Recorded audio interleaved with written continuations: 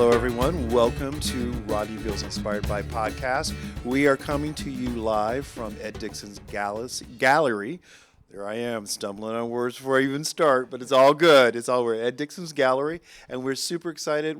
Core 4, thank you for helping present us as we reach out into the community. This is always our favorite thing to do, is to have these conversations in front of people. We normally do these remotely inside of our studio, but any chance and opportunity that we get to have a conversation in public, we choose to do so. And so, without further ado, we're going to go into a really great conversation with someone who I'm super excited to kind of share space with, especially in regards to talking about art, black art, curating, and this whole having your entire purpose kind of tied to this question of preserving, collecting, and inspiring folks around black art. And without further ado, we're going to have a conversation with Elijah Rashaed. Hey, everybody.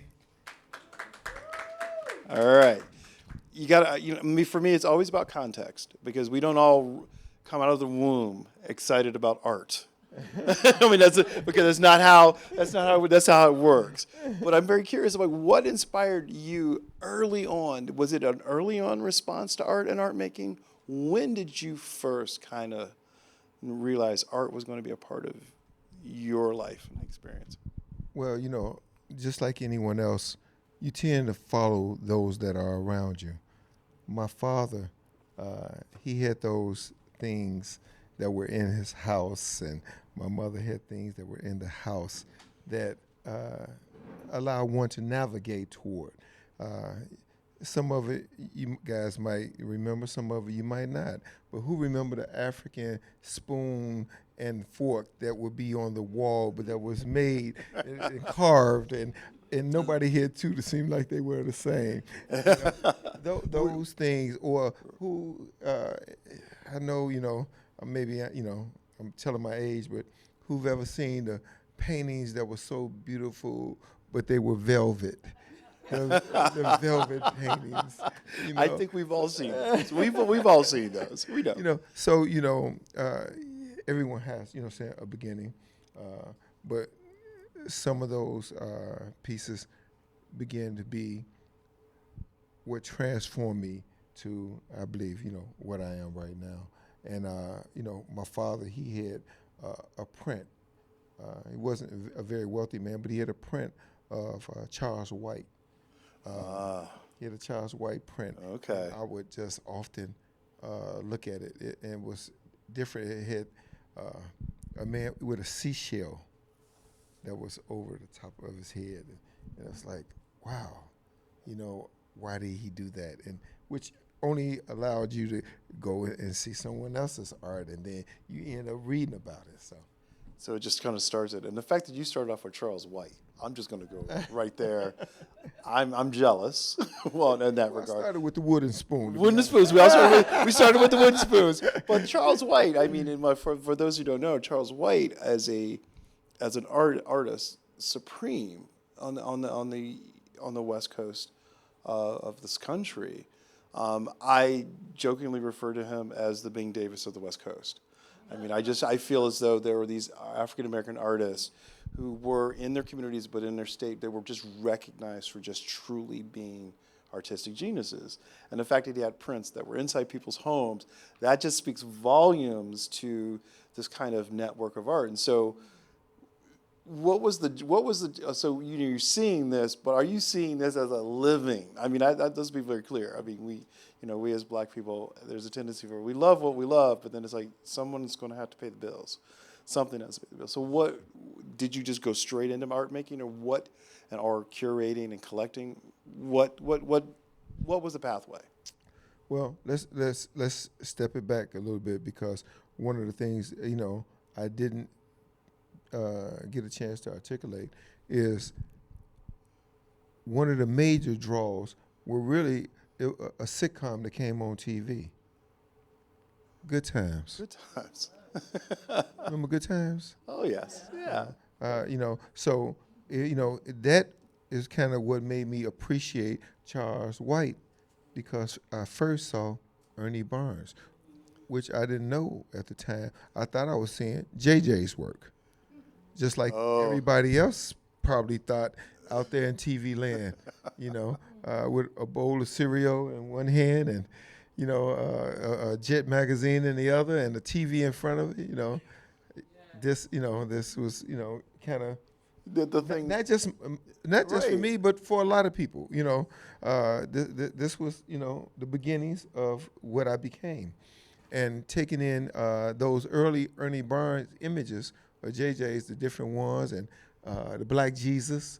Even though Ernie Barnes did not create that Black Jesus piece, but a lot of work came through JJ, and that was when I began to start really appreciating it from a Black perspective. Oh, that's wild, and because that really speaks to this conversation that what this conversation will head towards, and this question of representation. And so you got this spark, you're seeing it, it's collecting. So now, what's the next? What's next after that? Where did that lead? It's simple. I started trying to emulate what I was seeing. So, anybody remember the Hotter Than July album, Stevie Wonder? Yes, I do. I I'm a man of a certain well, age. yeah, So. well, I'll describe it to you. It was Stevie Wonder. He was on the album, and he had all these braids with the beads. And yeah, so that's called Hotter Than July. All right, that album, I tried to draw Stevie Wonder just as I saw him in pencil. So of course, Okay. in the very beginning, that was the art. That was some of the artwork that I would do, draw Right. people I seen and different things, and Yeah. you started off there. Only later did I realize that even though it was good what I was doing, I had a better appreciate for putting it together because there was so many that was so much better at doing it than I was. Well, you have to, but it develops your eye. It develops It did. your eye for seeing art and and those who create. And so, were you an artist all during your childhood? For for as long as I can remember. As long as you It, remember. it was one of my favorite classes. Art and then gym. That's something you and Bing share. I'm finding that out. That's something you and Bing share. So it's like those loves, and the thing is, and that's another part of this conversation about Black art and being in the realm of art and being Black is this question of, can it lead? What does it lead to? How does it? What's the next step? So you know what it means to try to recreate what you observe and see, and now but you're also seeing that there are other people who do it exceptionally well. Yes. So And that was a letdown. Initially. oh, okay, okay, That was a letdown. okay. Because, There's another way. Yeah, because that moment. sometimes people could do something so well till it really, really let you know how, for lack of better words, unwell you do it. So and those who do not do art well, we take up other trades. We become, saying, and curators. We become gallery owners because there are, there's so many facets. Some of us hang, saying art. Some of us get the, we still a part of it, and that I think a lot of people underestimate how important it is.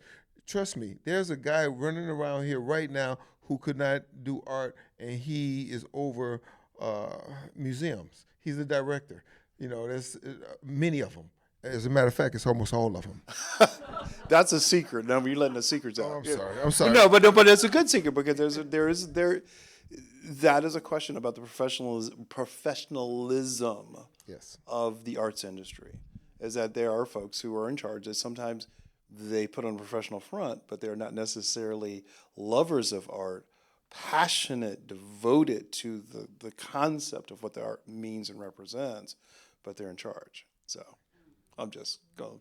But that's not a bad thing, because also you need that as well, and because unless they become evil, Oh, well, everybody's trying to fight being evil. But no, but Let me true. finish. Yeah, yeah, I know. You got directors who gatekeep, and they tell you who can and cannot be seen. Hmm. And often, they cannot even touch the people they're not willing to allow in. So you have to be careful, and and I want to make sure that we have an honest podcast, and that's the only way I know to do. I make a horrible politician, just horrible politician. Well, yeah. Well, yeah, I say what's on my heart, and I say how I actually feel, as opposed to making people feel good all the time. Sometimes I think, and I probably get it from my dad, maybe it's not so good for people to feel good all the time, because if they feel bad about something that they do, you can make them feel better by doing something better the next time around.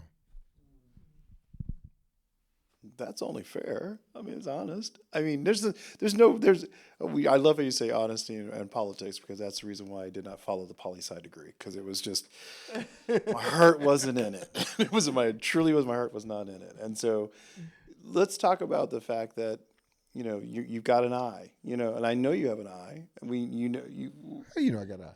My spidey sense is tingling and is telling me that you have an eye because of your honesty. So therefore, let's talk about how to develop an eye for looking at art when there are gatekeepers, when there's this. A lot of times people have a tendency to believe that they can't be in the conversation about art because they're not coming in with a pedigree. Mm-hmm. So talk to me about. Well, I think, how many people are aware of the old saying, beauty is in the eye of the beholder? You got to be true to thyself. And if you're true to yourself, God blesses everyone differently, and that's just an honest conversation that I think we should have more often, is to really take in God's gift. Because I can't take no credit for the eye. Overseas, they call me, believe it or not, the rolling eye. Okay, explain that. The rolling eye. Because I've visited Africa so often, they say I'm always rolling, and then they think I have such a great eye for art. They've labeled me the rolling eye. And I told them, in America it means like, a totally different meaning in American culture. Something different in American culture, and they said in African culture is different. You're always saying traveling, and you have such an amazing. They believe that I have such an amazing eye. Well, because you're traveling. Well, do you, when you go traveling? Because I have a tendency to. I can't get to the thing that I'm trying to get to, because as soon as I see an art gallery or a museum, I'm done. Like I'm done. I'm like, oh, well, I gotta go. I'm like, oh, I've been here for 4 hours. Okay, all right. You were at a conference, Rodney. You're at a conference. So I mean, so when you're going to Africa, and you're traveling, are you just trying to take in all the culture, or are you just immediately you start to see art and you just start to go straight to it? Well, I got a bad habit of seeing art into everything I do, and everywhere I go, and every place. Saying that I just sit down and look, and I just see images. It can be a blessing and, again, a curse, like as you know, because there's not a city I go to that I don't want to hit up the art museum first. Unfortunately, there's such a sad representation of African Americans at the art, museums, and I've dedicated a good part of my adult life, or the later years of my life now, to trying to expose art museums to great artists. Because that goes back to that kind of what you said about gatekeeping. Gatekeepers have a tendency to be minding the gate and not looking at what's in the field. Well, that's true. Yeah, but what I try to do is, I don't come to the directors from feel sorry for me by the art. I just put it out there and say, hey, this is great art, no matter who you are, no matter where you are, We've already got them accepted into this museum, that museum, this museum. You know, why don't you do us both a favor? Just put it in the museum. Let's see what it does. Don't worry about purchasing it. Just find a place for it, and let the people tell you what they feel about it. And I've gotten about 12 to 15 pieces set into museums all over the country just doing that. Just by take a chance. It's not even a chance. It's just take the opportunity. Take the opportunity. I'm not going to even charge you, saying to put the piece in. Go ahead, just put the piece in, and let's just see what everyone else says, which is not easy to do with a direct, because a lot of them, they won't even do that much. So, yeah, that's an interesting. I'm glad you said something. Said that, because I think when we talk about the gatekeeping, we talk about representation, and the fact that you've dedicated your adult life to this proposition. Talk about what that entails, because I don't think people really understand. Once you make this decision with art, it's you before you even got here. Explain what you were doing before you even got here. So, well, I was working in the art arena, which a lot of people don't realize it is a art arena, and that is property development, real estate development. I fell in love with art, so I needed to make money.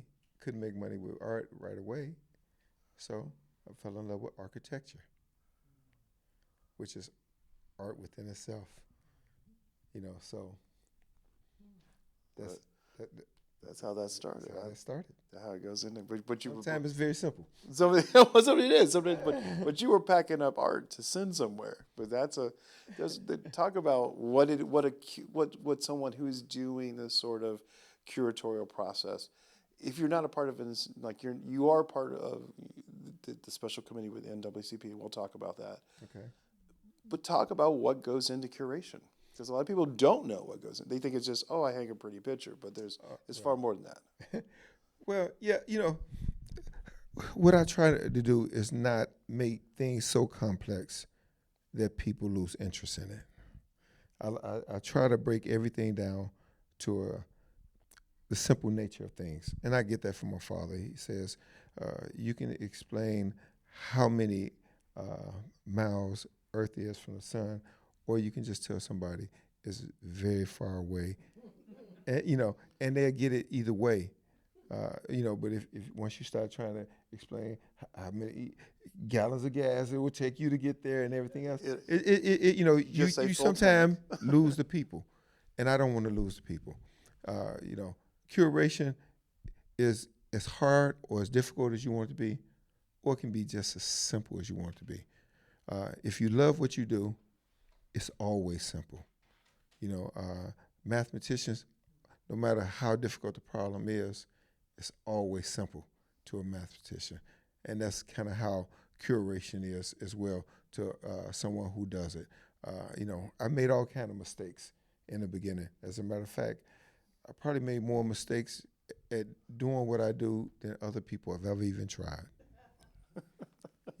But guys, when I tell you that is the greatest part of what a person does, especially an artist and a curator, it's in the mistakes is where the value is. Oh, I love that. Because and that's one of the joys of being not in the curatorial side. Because I'm on the media side, which we all know that, but I'm in the art side, but I'm in the art side in multiple venues. But it's always and I had a conversation with Kathy Wade and her brother about this, and she's a jazz musician, and her brother is a theater director in Detroit.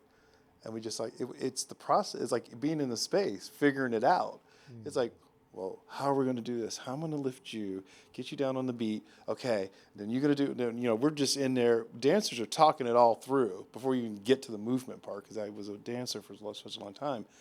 that is the sweet spot. And so I love the fact that you mentioned it's learning from the mistakes. Have you encountered folks who do it curatorially who didn't learn from the mistakes? And you're observing it and going, wow. Sure, everyone else in here has as well. When you go somewhere and you see the paintings on the wall, and you're like, wow, that was horrible. Because, even if you never say it out loud, you kind of see. You sense it. Yeah, you sense it, or it's a feeling, saying that you get. For instance, if somebody didn't like you, sometimes they don't have to say to you, I don't like you. You just get the vibe. You just get the You vibe. get the vibe, Same way is if you go somewhere and you see all the stuff that's on the wall and none of it resonate with you. So a lot of people get the vibe. I get it right off the bat. Okay, all right. I mean, so you spoke at the Dayton Art Institute a couple of weeks ago. Yes. Tell us, what was the main thrust of that conversation? Because you're talking to the public as well as doing the things that you do, and I find that very fascinating because a lot of times that's a lot. I'm not gonna lie. I mean, but it's worth it. Which I sense. Talk about what it's like to, especially like in this kind of a conversation, why it's important to have these conversations about Black art, Black curating, the whole 9 yards. Well, first of all, there's not a lot of African American curators out there. Right. And there's even less of them doing it on a large scale. And probably even less of them than they actually really, really care. So, just like everything else, there's levels to everything, that's out there and everything that people do. In my opinion, and I just want to speak straight from the heart. Mm-hmm. Absolutely. When you have a gift, when God gives you a gift, God gives that gift to that person. And often, no one else could really see what that gift is. Case in point. Have anybody here heard of a, small-time ball player named LeBron?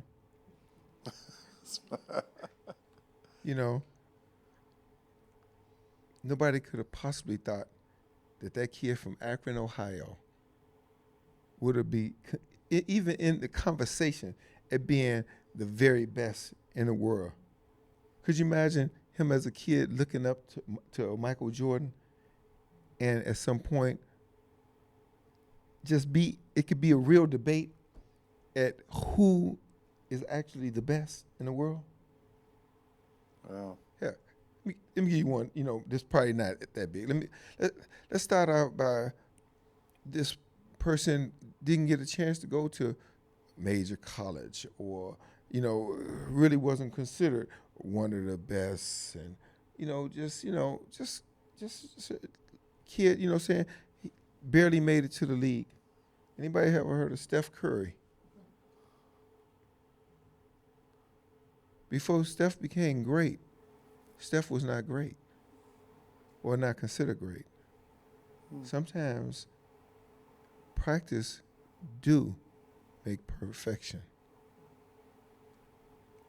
And I think, in what I do, and definitely what Sierra Leone does, and that was such a beautiful, listen, I had to look the other way because it just sounded so beautiful, but I've heard her poems before. She's done it so often. She can touch something within you. And with art curation, it's the same thing. I go to touch something within a person, and every time I try to give my very best. But I have really, really good, mentors, who I've studied under, who have really breathed life into me. Jerry Smith over at Dayton Artists is one of them. Yeah. Wow. I hardly even, knew half of what I knew, and just talking with him and him, saying just pouring into me, it helped me become, saying better. People like Dean Mitchell, the artist Dean Mitchell, More of his work, he yeah. just poured into me, saying about art and the different, mediums and why you do this and that, which it gives me an edge because I'm able to see things totally different than other people. Thomas Blackshear, another artist, that him and I just really, saying it's just good people. He's just really a great artist. Right. So that's it. I'm sorry, I didn't mean to be long-winded, No, guys. this is because this is important information because you're saying names of artists, and that's the part of it. When we talk about black art, if you start hearing names, and this is the reason why we do this podcast. It's like if you hear names mentioned by our guests, I always tell people, check them out, go look it up, you won't be disappointed. You're going to go down the rabbit hole of discovery because that's how it's supposed to work. And so when you are working with a Jerry Smith and these curators and you're working with directors, you are introducing new items and new ideas and new people. And that is something to be championed because what you do is helping to change the fabric of what the gatekeeping has forced us into, right? And so do you go on a lot of artist studio visits when you're talking to the to people and these artists like Dean Mitchell? Are you going into the studios a lot with artists? Absolutely. Probably 75% to 80% of the art I've curated, I've actually went to talk directly to the artist, spent time with the artist, and sometimes, stayed overnight.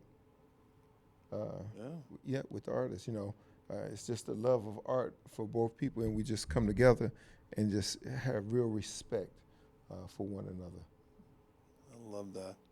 I mean, and one of the things that I find really fascinating is artists do open up their studio spaces. They want to share their process, and that's it's because that's where you discover their humanity, and that is you're less inclined to exclude their humanity if you are aware of their humanity.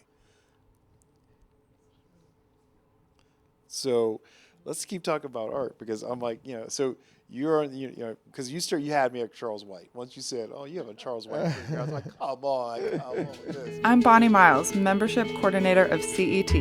Thank you for listening to Rodney Veal's Inspired By. This podcast is a production of CET and Think TV, two local PBS stations.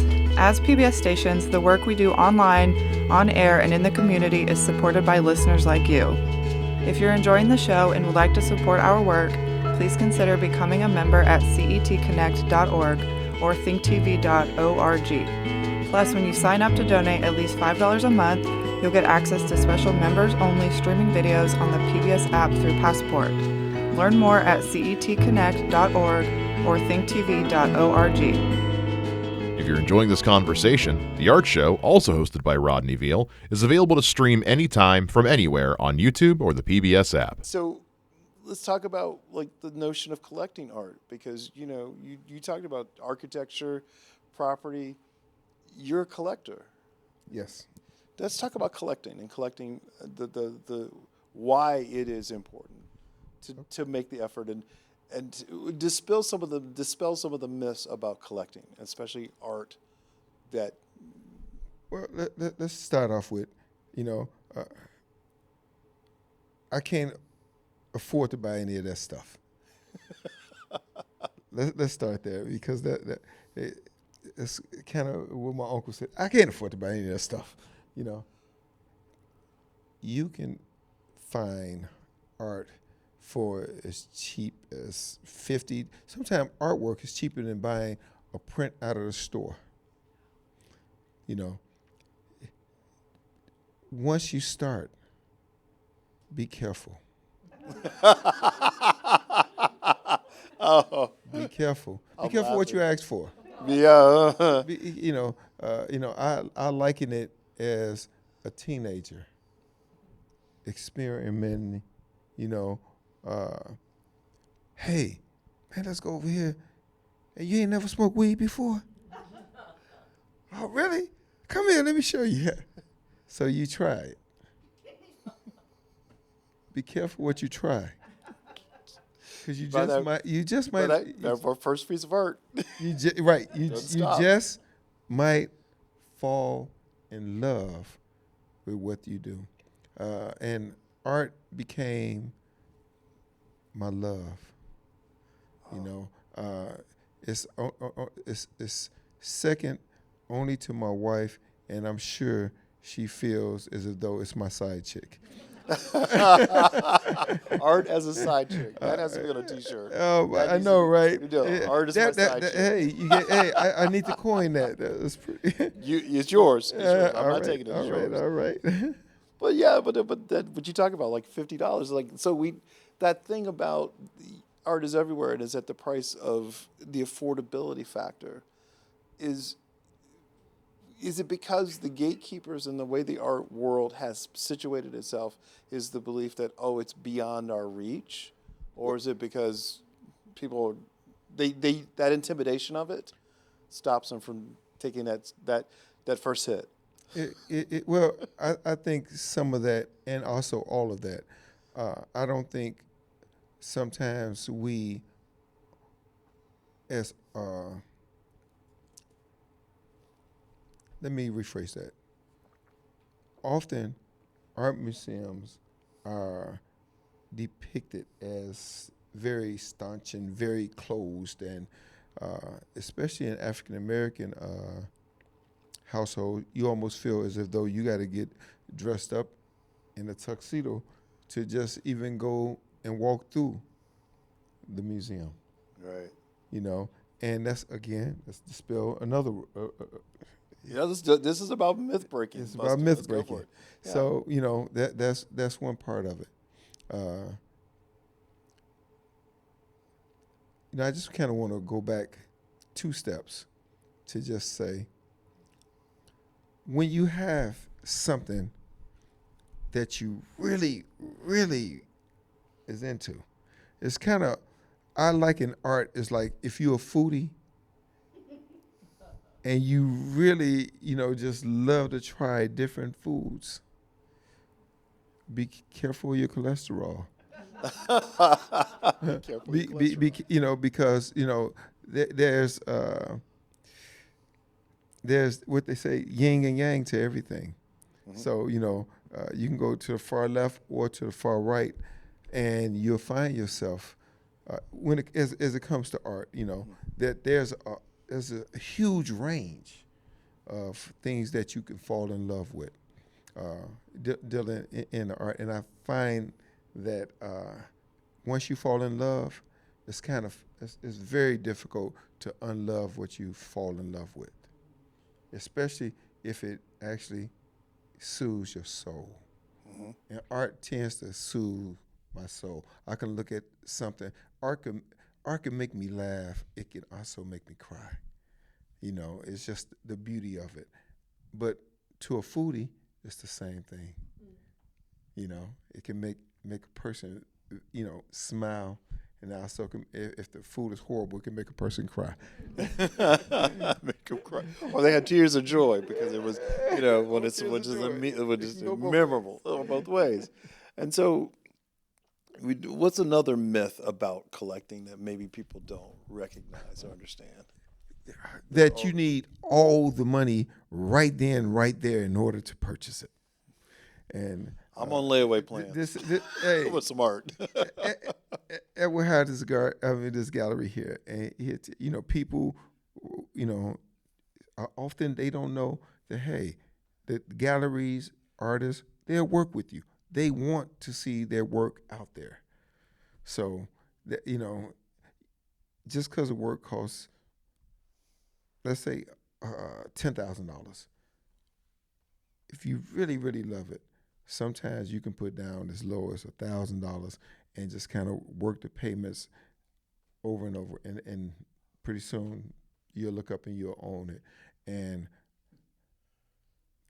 believe it or not, that's sometimes the best investment, and not just monetarily, just for your heart. It's good for your heart. And I tell anyone, don't ever just go and buy because somebody else is buying it. Buy what you actually truly love. That is so true. And one of the things that with that layaway plan, because it's real. That's a very real thing. I can testify because I'm on the layaway plan on a piece of art. That payment's due tomorrow, and I will eventually have it by Christmas.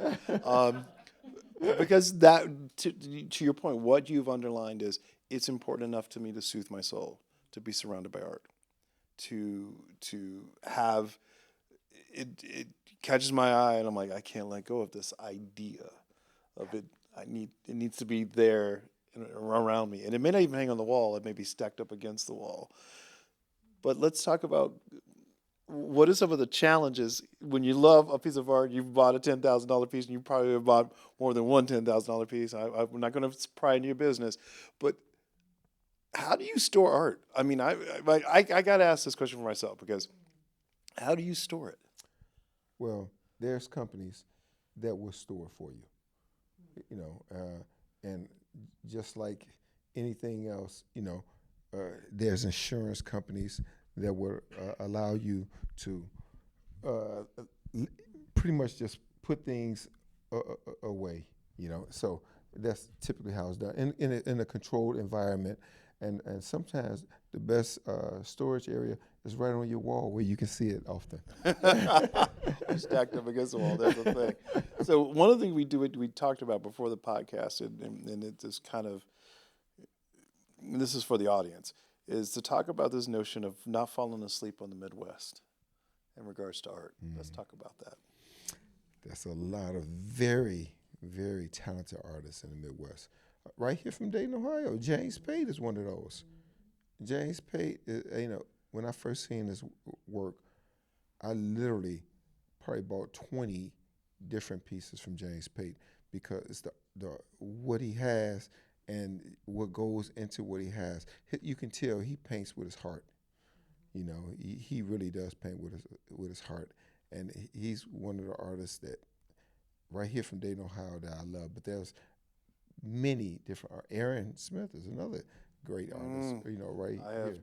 three of her works. Bing, I have three of her works. Bing Davis been doing the same series and it never gets old.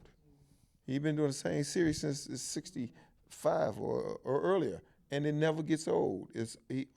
Every piece is always just wonderful, and he sells everything he produces.